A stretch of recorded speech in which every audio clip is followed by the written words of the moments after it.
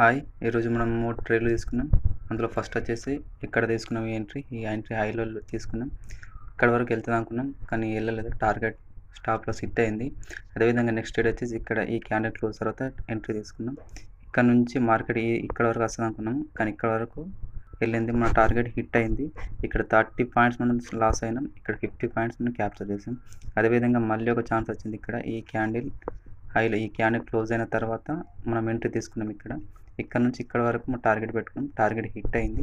ఇక్కడ ఒక 50 పాయింట్స్, ఇక్కడ ఒక 50 పాయింట్స్ మనం టోటల్‌గా 100 పాయింట్స్ క్యాప్చర్ చేస్తే -30 పాయింట్స్. ఓవరాల్‌గా 70 పాయింట్స్ మనం ఈరోజు ప్రాఫిట్‌లో ఉన్నాం. అదేవిధంగా మార్కెట్ మళ్ళీ ఎక్కడైనా మళ్ళీ ఛాన్స్ ఇస్తుందేమో అనుకున్నాం కానీ ఈ లైన్‌లో ఎక్కడ కూడా ఈ ఈ లెవెల్‌లో ఎక్కడ కూడా మనకు ఛాన్స్ ఇవ్వలేదు. సో ఈరోజు మనం 3 ట్రేడ్స్ తీసుకున్నాం. 2 ప్రాఫిట్స్ అయినాయి. ఒకటి లాస్ అయింది. జాగ్రత్తగా ట్రేడ్ చేస్తే ఇలా ప్రాఫిట్‌లో ఉంటాం. Thank you.